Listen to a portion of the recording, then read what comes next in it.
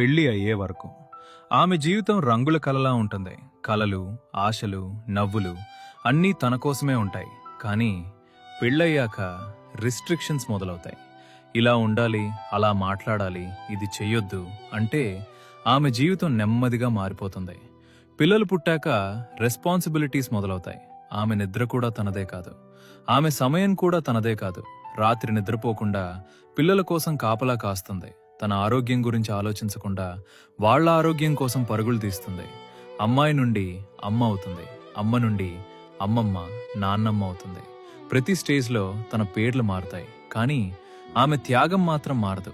ఆమె ఎప్పుడూ తన కోసం బతకదు. తన సంతోషం కంటే వాళ్ల సంతోషమే ముఖ్యం అవుతుంది. తనకిష్టమైనవి వదిలేసి ఇంటి వాళ్లకిష్టమైనవి ఎంచుకుంటుంది. ఒక్కసారి ఆలోచించండి, ఆమె కూడా మనలాగే ఒక మనిషే కదా. ఆమెకు కూడా కలలుండేవి కదా. కానీ ఆమె జీవితం అంతా ఇంకొకరి కోసం అంకితం అయిపోయింది. అందుకే చెప్తారు, ఈ ప్రపంచంలో అమ్మలాంటి కార్మికులు ఇంకెవరూ ఉండరు.